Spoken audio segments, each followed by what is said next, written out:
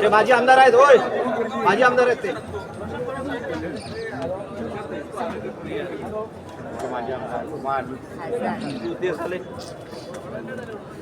माझे आमदार आहेत. माझे आमदार आहेत म्हणून सांगले. उलट त्यांच्यावर प्रकरण उलटलं असतं ते. आपण मुंबईसाठी काही ऐतिहासिक निर्णय घेतले. मागणी मुक्त मुंबई आणि त्याचबरोबर सर्वांना जवळपास 20,000 इमारतींना ओसी देण्याचा निर्णय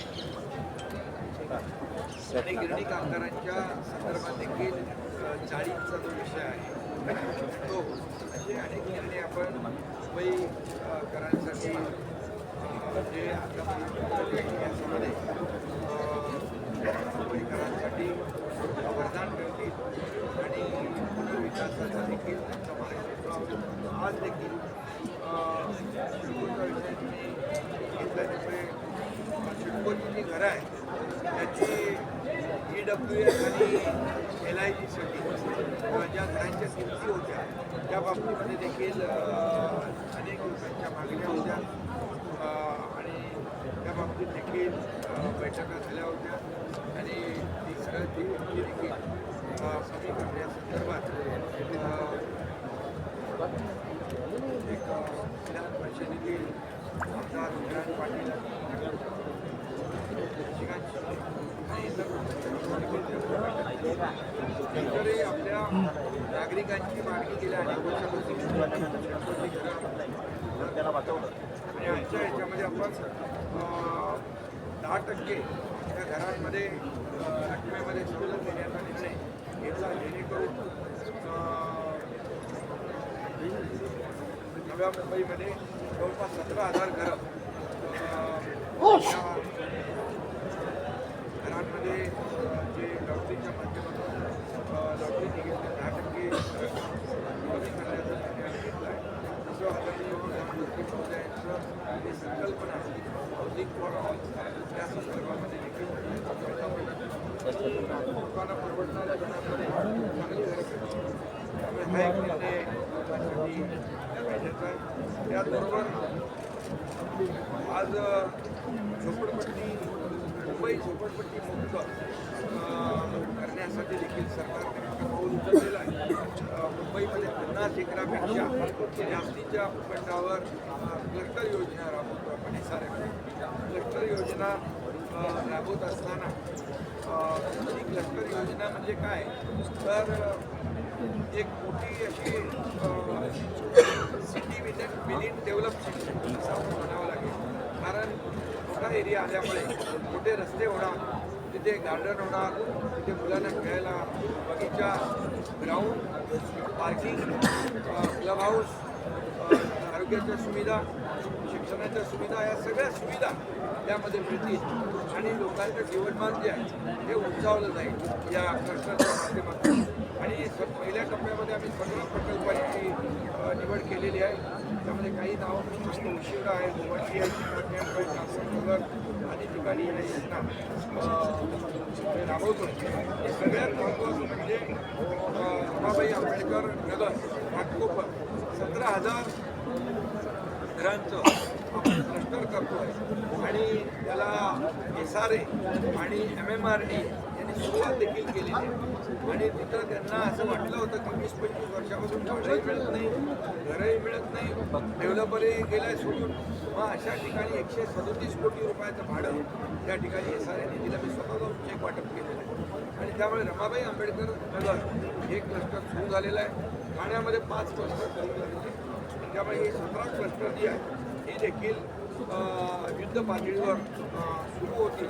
आणि यामध्ये आम्ही ज्या आपल्या शासकीय प्राधिकरणं आहे जसं MMRD आहे, सिडको आहे, म्हाडा आहे, त्याचबरोबर MSRDC आहे, MIDC आहे, BMC आहे इत्यादी ज्या प्राधिकरण आहेत त्यांना देखील त्याच्यामध्ये जेबीमध्ये घेतलं जेणेकरून त्यांना फूट रेस करणं सोपं होईल आणि लोकांचा एक विश्वास देखील या आपल्या शासकीय प्राधिकरण असल्यामुळे वाढेल आणि म्हणून मोठ्या प्रमाणावर टप्प्याटप्प्याने आपण या योजना राबवतो.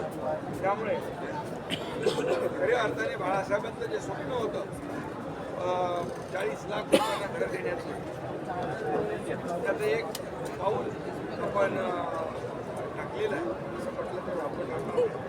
त्याचबरोबर SRA अभय योजनेला 31 डिसेंबर 2026 पर्यंत आपण मुदतवाढ दिली. ती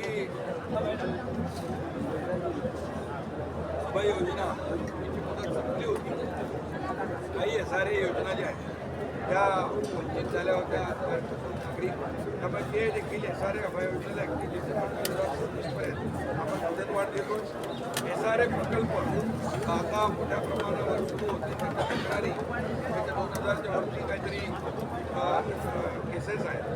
त्यामुळे याचा जलद निपटारा करण्यासाठी AGRC जे आहे त्याची देखील संख्या वाढवण्याचा निर्णय घेतला आहे जेणेकरून जे केसेस सुरू आहेत त्या केसेस तात्काळ युद्ध पातळीवर सोडवता येतील आणि लोकांना मोठ्या प्रमाणात दिलासा मिळेल आणि पुनर्विकासाचा मार्ग जो आहे मोकळा होतो.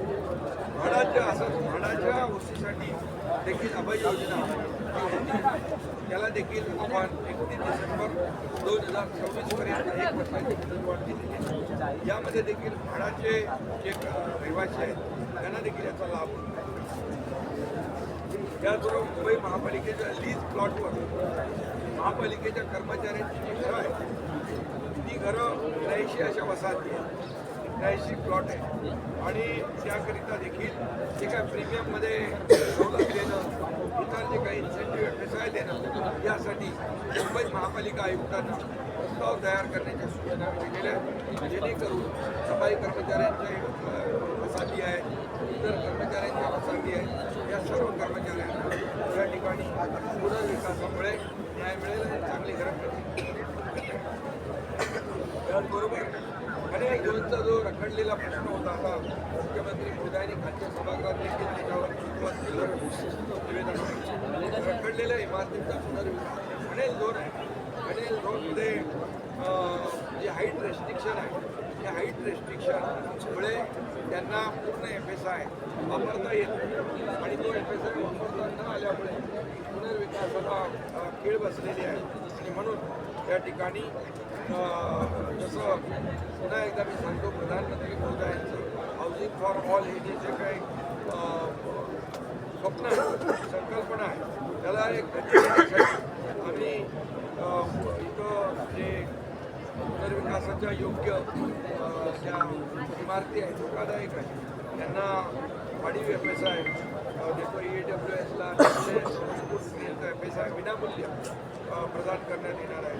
त्याचबरोबर LIGमध्ये 600 चौरस फूटपर्यंत सदनिकांना पुनर्बांधणीसाठी विनाशुल्क व्हावे यासाठी देखील या योजनेमध्ये तरतूद केलेली आहे. या योजनेत खालीलप्रमाणे FSI ध्येय असणार आहे. जमीन मालक मूळ जमीन मालक जमिनीच्या मालकी हक्काचे बेसिक FSI त्यांना त्यांच्या मालकी हक्काच्या प्रमाणामध्ये ध्येय राहील. संरक्षित भाडेकरूंना त्याचं संरक्षित क्षेत्र इतकं FSI किंवा 30 चौरस मीटर यापैकी जो अधिक असेल तो देण्याचा निर्णय झालेला आहे. अधिकृत रहिवाशांना त्यांच्या ताब्यातील क्षेत्र इतका FSI किंवा 30 स्क्वेअर मीटर क्षेत्रफळ यापैकी जे अधिक असेल तो अनुज्ञेय राहील आणि म्हणून EWS आणि LIG सदनिकाधारकांच्या पुनर्बांधणीकरणासाठी आवश्यक इन्सेंटिव्ह FSI देखील या ठिकाणी दिला जाईल आणि म्हणून या बाबतीत देखील नवीन योजनेमध्ये विनियोजन 33/7 23/9 या नियमांतर्गत इन्सेंटिव्ह प्रीमियम अनुषंगिक त्यांना म्हणजे जे आहेत ते देखील कायम राहतील आणि त्यामुळे या ठिकाणी पॅनेलमध्ये जे लागू केलेले नियम आहेत तेच नियम डिफेन्ससाठी देखील डिफेन्सच्या जागेमध्ये असलेली ज्या काही इमारती आहेत रहिवासी आहेत त्यांना देखील या या ठिकाणी झोनच्या धोरणाचा फायदा होईल आणि त्यांचा देखील पुनर्विकासाचा मार्ग मोकळा होईल, जेणेकरून मुंबईमध्ये आता कुठल्याही इमारतींचा पुनर्विकास थांबणार नाही आणि पुनर्विकासाचे जे अडथळे होते ते आपण दूर केलेले आहेत. मुंबईकर जो मुंबई बाहेर फेकला गेलेला आहे त्याला पुन्हा मुंबई आणण्यासाठी आम्ही हे निर्णय घेतलेले आहेत आणि मला वाटतं मुंबईकरांना मोठा दिलासा देणारे हे निर्णय देखील आज घेतलेले ऐतिहासिक आहेत. आतापर्यंतच्या इतिहासामध्ये गेल्या अनेक वर्षापासून जी मागणी होती मुंबईकरांची पुनर्विकास रखडलेला आहे. इमारती पडतात, लोकांचा जीवितहानी होते आणि यासाठी या पुनर्विकास प्रकल्पांसाठी किंवा पुनर्विकासामध्ये असलेले अडथळे दूर करण्यासाठी सरकारने एक मोठं धोरणात्मक पाऊल उचललेलं आहे. गृहनिर्माण विभाग आणि नगरविकास विभागाने याचं मला समाधान आहे आणि म्हणून या ठिकाणी आपण मोठ्या प्रमाणावर हे निर्णय घेतले. त्याचबरोबर मुबलक घरं जे PAPसाठी उपलब्ध झाली पाहिजे. प्रोजेक्ट अफेक्टेड पर्सनसाठी म्हणजे रस्ते आहेत, भुयारी गटार योजना आहे, फ्लायओव्हर इतर जे काही प्रकल्प आपल्याला मुंबईत करायचे पण त्यासाठी हाऊसिंग स्टॉक पाहिजे. हाऊसिंग स्टॉक वाढवण्यासाठी देखील आपण जे PAPची घरं काही ठिकाणी विकासकांकडे आहेत ती देखील आपल्याकडे ताब्यात घेतली जातील आणि नवीन हाऊसिंग स्टॉक जो आहे या विविध माध्यमातून आपण तो देखील हाऊसिंग स्टॉक उपलब्ध करून घेतल्यामुळे हाऊसिंग बँक एक प्रकारची आपण तयार करतो जेणेकरून पुनर्वसनासाठी कुठंही घर त्यांना घराची अडचण असणार नाही. हा देखील एक मोठा निर्णय आपण घेतलेला आणि त्याचबरोबर एक खार फुटीचं मँग्रोवर देखील गेले अनेक वर्षापासून चर्चा होती की मँग्रोबद्दल कुठलंही धोरण सध्या तरी नाही आहे आणि त्यामुळे मँग्रोची मोठ्या प्रमाणावर निर्भर होती आणि मँग्रो मोठ्या प्रमाणावर त्या ठिकाणी कत्तल झाल्यामुळे पर्यावरणाचा देखील ऱ्हास होतो आणि म्हणूनच या आज जे मालकी हक्काचे मँग्रोव ज्याच्यावर आहेत त्यांना कुठलंही धोरण नसल्यामुळे ते मँग्रोव जे आहेत ते त्याच्यावर मँग्रोव डिस्ट्रॉय होतात आणि काही वेळा त्यावर खराब टाकतो आणि देखील बांधकाम देखील मँग्रोव प्रोटेक्ट करणं, मँग्रोव पार्क तयार करणं यासाठी देखील एक धोरण आम्ही आणतो ग्रीन PDR आणि त्यामुळे कांदळवनाचं संरक्षण होईल आणि किनारपट्टीचं नैसर्गिक संरक्षण त्यामुळे होईल. चक्रीवादळ सुनामीपासून त्याचा बचाव होईल, जैवविविधतेचं संवर्धन होईल, कार्बन या ठिकाणी शोषून घेतला जातो त्यामुळे हवामान बदलावर कंट्रोल येईल, ऑक्सिजन कामे जादा मिळेल, मासेमारीसाठी देखील उपयुक्त ठरेल आणि मोठ्या प्रमाणावर काही ठिकाणी वनौषधी देखील त्याच्यामध्ये आहेत आणि म्हणून कांदळवन सफारी कांदळवनाचं जे आहे मँग्रोव पार्क आपल्याला त्या माध्यमातून करता येईल हे देखील आम्ही त्या ठिकाणी आणतो जेणेकरून पर्यावरणचा समतोल राखला जाईल आणि त्याचा फायदा राज्यातल्या सर्व लोकांना अशा प्रकारचे अनेक निर्णय आम्ही घेतलेले आहेत मुंबईकरांसाठी आणि हेच निर्णय इतर शहरांना देखील राज्यभरातल्या इतर शहरांसाठी देखील हे निर्णय आम्ही टप्प्याटप्प्याने लागू 20,000 इमारती म्हणजे एका इमारतीमध्ये 20 प्लॅन असतील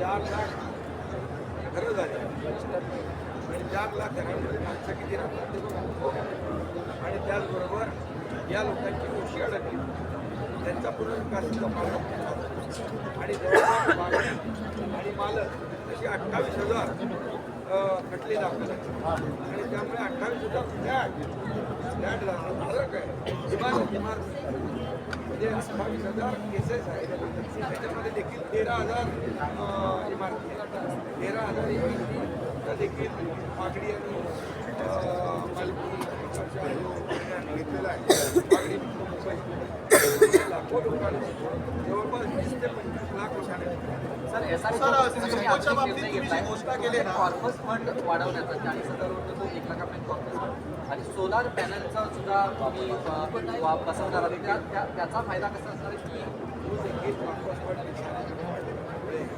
नागरिकांनी आणि सोलरमुळे देखील जे काय बाकी कॉमन आपण वापरतो ती फ्री होऊन जाईल त्यामुळे आणि मेंटेनन्स देखील फ्री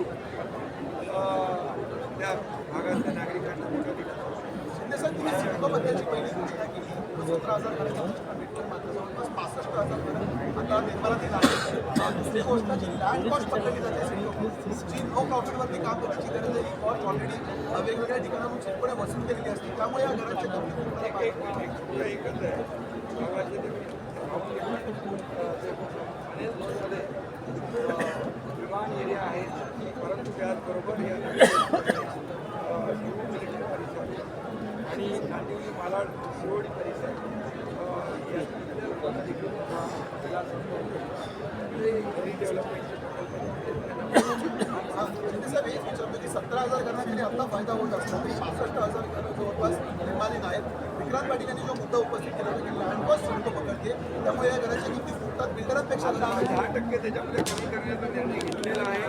शेवटी सरकार सर्वसामान्यांचं आहे आणि म्हणून लँड कॉस्ट आणि इतर ज्या काही बाबी आहेत त्या जेवढ्या कमी करता येतील आणि त्या ग्राहकांवर त्याचा उद्दंड पडू नये यासाठी देखील आम्ही ह्याच्यापुढे आता निर्णय घेतला आहे. यापुढे देखील या किमतीमध्ये सिडकोची घरं मिळतील, भाडाची घरं मिळतील याचा विचार आम्ही शिंदे साहेब असे लोकप्रिय निर्णय घेतले गेले त्याचा विरोधकांचा आरोप आहे. लोकप्रिय घोषणांचा पाऊस सरकार पडतात. हे घोषणांचा पाऊस नाही आहे, ही अंमलबजावणी आहे. ही गेल्या अनेक वर्ष त्यांनी केलं नाही. आता ते जर असं मला काय म्हणाले ते महानगरपालिकेच्या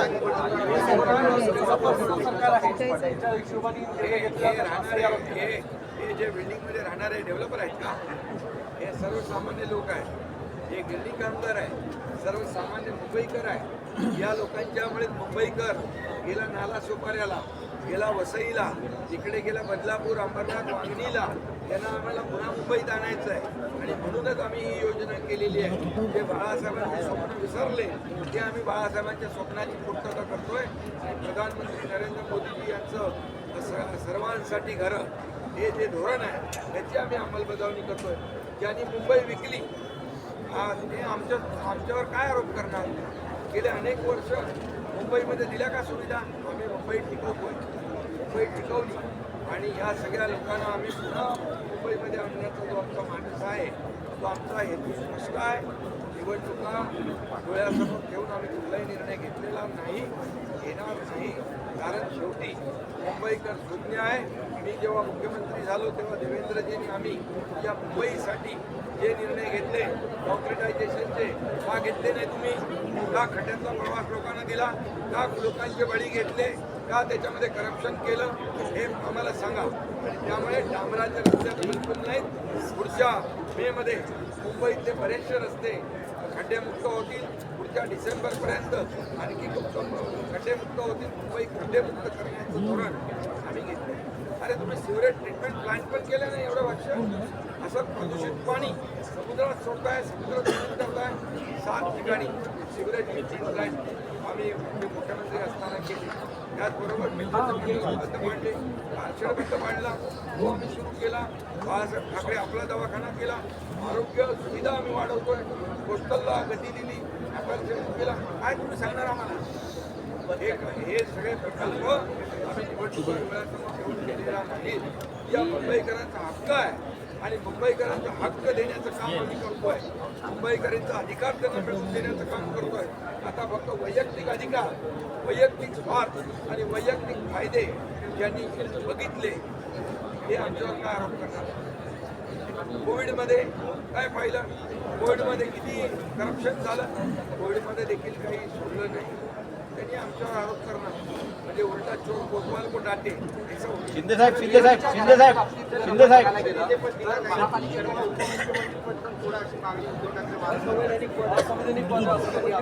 अरे अरायवल आणि डिपार्चर झालं का? अरे मुख्यमंत्री होतो तेव्हाही ते असंच म्हणायचे मुख्यमंत्री पद घटनाबाह्य आहे. आता त्यांच्या सरकारमध्ये अजितदादा कोण होते? गुलामांनी फणा काढू नये असं पण म्हणतात ते. गुलामांनी फणा काढू नये. तुमच्या अरायवल आणि डिपार्चर या टीकेवरती गुलामांनी फणा काढू नये असं पण त्यांची टीका आहे. गुलाम गांडूळ आणि फणा. आयत्या वेळावर नागोबा मेहनत करतो आणि संघर्ष करून मी इथं आलो. एक शाखा प्रमुख ते मुख्यमंत्री, एक शेतकऱ्याचा मुलगा ते मुख्यमंत्री. हे हजम झालं नाही, अजूनही होत नाही, अजूनही पोटदुखी आहे. बाळासाहेब ठाकरे आपला दवाखाना आम्ही त्यांच्यासाठी काढलाय मोफत फ्री ट्रीटमेंट, पण पोटदुखी जात नाही. त्यांना तुम्हीच आता जमाल गोटा द्या. सर काल Uddhav Thackeray hello Shinde sir Shinde sir Shinde sir Shinde sir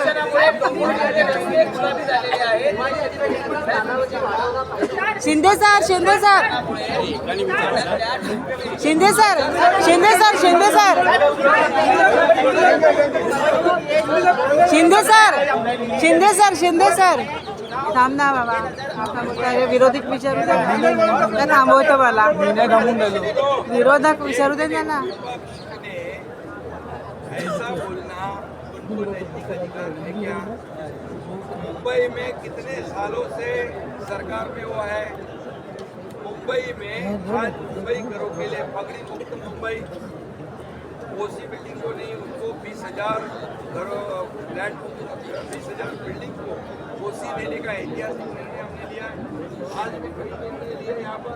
ये सारे कलेक्टर का निर्णय लिया है, कई ये बेंगलोर का लिया है, ये पनेल जोन का निर्णय लिया है. ये यहाँ पर मुंबई का विकास जो रुका पड़ा था, मुंबई का पुनर्विकास नहीं हो रहा था, इसको हमने सरकार ने आगे बढ़ाया है. और मुंबई अभी जैसे निर्णय हमने लिए हैं, जैसे हमारे हिंदू हृदय सम्राट बाळासाहेब ठाकरे जी कहते थे 40 लाख लोगों को मुंबई में घर देते. क्या किया आपने? हम कर रहे हैं. आज मुंबई में हमारे का क्लस्टर कर रहे हैं. 17,000 घरों का ये रमाबाई अम्बेडकर कॉलोनी का प्रोजेक्ट शुरू हो गया. एसआरए और एमएमआरडी के माध्यम से 17 हमने ये ऐसे प्रकार के एसआरए किए हैं जिसके वजह से लाखों मुंबई को घर मिलेंगे. ये जो इतने बड़े बड़े निर्णय लिए हैं, अभी मुंबई वासियों को जिनके वजह से मुंबई के बाहर जाना पड़ा, काला सोपारा जाना पड़ा, मराठी मुंबई करों को, ये अमरनाथ मिर्जापुर जाना पड़ा, उनको हम फिर मुंबई में लाने वाले हैं. और ये जो बड़े पैमाने पे घरों का पुनर्विकास करना, वैसे प्रधानमंत्री आवास योजना, प्रधानमंत्री जी का क्या सपना है? हाउसिंग फॉर ऑल, सबके लिए घर चाहिए. तो सबके लिए घर चाहिए तो ये ऐसे एक 2 बिल्डिंग बना के घर मिलने वाले नहीं है. इसलिए हमने इसमें जेबी लाई है, इसमें एमएमआरडी को लिया है, शिल्पो को लिया है, एमआईडीसी को लिया है, एमएसआरडीसी को लिया है, पीएमसी को लिया है. और इसलिए बड़े पैमाने पर यहाँ पर जो रीडेवलपमेंट का जो सवाल था उसे हम कानून में बदलाव करके इसको हमने रीडेवलपमेंट का जो रुका था उसके ऊपर कानून में बदलाव किया. विकास हो जाएगा. बिल्कुल जो हाइट रेस्ट्रिक्शन की वजह से पटेल जोन में जिसका पुनर्विकास रुका पड़ा था उनको भी हम DDR दे रहे हैं, बेसिक FSI, और उसके साथ जो रहता है उसका FSI DDR. ये बड़ी बात है. और डिफेंस से बात है उसको भी हम ये पटेल जोन का नियम लागू कर रहे हैं ताकि अभी मुंबई में किसी भी तरह का रीडेवलपमेंट का प्रोजेक्ट रुकेगा नहीं और बिल्डिंग गिरकर लोगों की इसलिए सरकार ने निर्णय लिया है। इस वक्त तो क्या कहना है मुझे तो कहते रहेंगे, हम तो करेंगे। सर विरोधी पक्ष नेता निवडला गेला नाही सर विरोधी पक्ष नेता निवडला गेला नाही sir sir Shinde sir Shinde sir Shinde sir Shinde sir अरे शिंदे सर लई आनंद झाला. शिंदे सर पाटील साहेब पाटील साहेब पाटील पाटील हो पाटील साहेब Vikrant sir Shinde sir Shinde sir Shinde sir Shinde sir विरोधी पक्ष नेता निवडला गेला नाही विक्रांत पाटील साहेब हो विक्रांत पाटील साहेब सर सर पाटील साहेब पाटील साहेब काही नाही यांचं